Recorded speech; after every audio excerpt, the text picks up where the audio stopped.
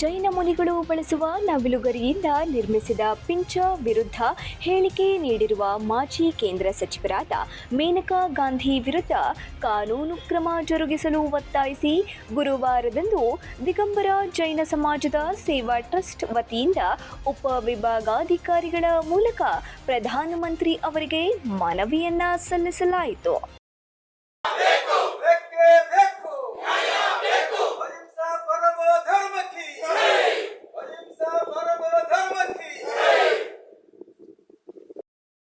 ಪ್ರಧಾನಮಂತ್ರಿಗಳು ಭಾರತ ಸರ್ಕಾರ ನವದೆಹಲಿ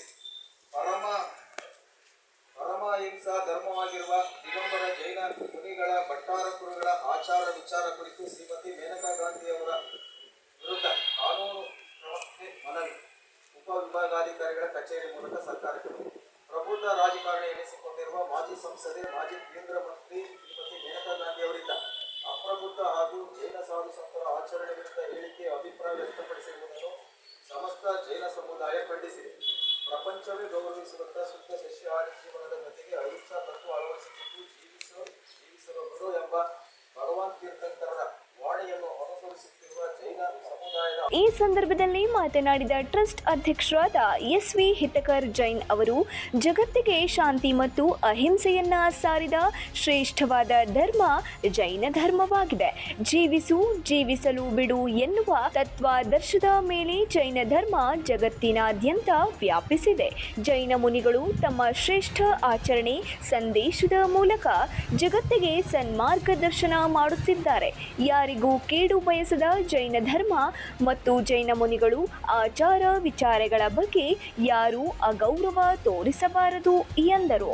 ಜೈನ ಮುನಿಗಳು ಬಳಸುವ ಪಿಂಚ ಕುರಿತು ಆಕ್ಷೇಪ ವ್ಯಕ್ತಪಡಿಸಿದ ಮೇನಕಾ ಗಾಂಧಿ ತಕ್ಷಣ ಕ್ಷಮೆಯಾಚಿಸಬೇಕು, ಬಿಜೆಪಿಯಿಂದ ಅವರನ್ನು ಉಚ್ಚಾಟಿಸಬೇಕು, ಧಾರ್ಮಿಕ ಸ್ವಾತಂತ್ರ್ಯಕ್ಕೆ ಧಕ್ಕೆ ತಂದ ಅವರ ವಿರುದ್ಧ ಸೂಕ್ತ ಕಾನೂನು ಕ್ರಮ ಜರುಗಿಸಬೇಕು ಎಂದು ಒತ್ತಾಯಿಸಿದರು.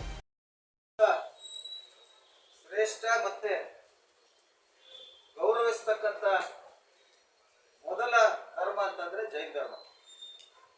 ಈ ಒಂದು ಜೈನ ಧರ್ಮದಲ್ಲಿ ಆದಿನಾಥ ತೀರ್ಥಂಕರು 24 ತೀರ್ಥಂಕರನ್ನ ನಾವು ಪೂಜಿಸ್ತೀವಿ, ಗೌರವಿಸ್ತೀವಿ. ಆ 24 ತೀರ್ಥಂಕರಕ್ಕಿಂತ ಹಿಂದೂ ಕೂಡ 24 ತೀರ್ಥಂಕರು ಇದ್ರು ಅಂತಕ್ಕಂಥದ್ದು ಕೂಡ ಉಲ್ಲೇಖ ಇದೆ. 8 ಬಾರಿ ಸಂಸದೆಯಾಗಿ 2 ಖಾತೆಯನ್ನ ಸಚಿವೆಯಾಗಿ ನಿರ್ವಹಿಸಿರ್ತಕ್ಕಂಥ ಮೇನಕಾ ಗಾಂಧಿಯ ಅಜ್ಞಾನದಿಂದ ಇವತ್ತು ಜೈನ ಸಾಧು ಸಂತರು ಮುನಿಗಳು ಭಟ್ಟಾರಕರು ಬಳಸ್ತಕ್ಕಂಥ ಈ ನವಿಲು ಗರಿ ಇರ್ತಕ್ಕಂಥ ಪಿಂಚವನ್ನ ಕಾನೂನಿನಲ್ಲಿ ಅವಕಾಶ ಇದೆ. ನವಿಲು ಗರಿಗಳನ್ನ ಬಳಸೋದಕ್ಕೆ ಮತ್ತೆ ಜೈನರು 1 kg ಗಂಧವನ್ನ ಮನೆಯಲ್ಲಿ ಇಟ್ಕೊಂಡು ಅದರ ಪೂಜೆಗೆ ಪ್ರತಿನಿತ್ಯ ಬಳಸೋದಕ್ಕೂ ಕೂಡ ಕಾನೂನಿನಲ್ಲಿ ಅವಕಾಶ ಇದೆ. ಆದ್ರೆ ಈ ಮೇನಕಾ ಗಾಂಧಿ ಅವರು ಹೇಳಿಕೆ ಕೊಡ್ತಾರೆ, ಇದು ಹಿಂಸೆ ಆಗುತ್ತೆ, ನವಿಲನ್ನ ಸಾಯಿಸಿ ತರ್ತಾರೆ ಅಂತಕ್ಕಂಥದ್ದು.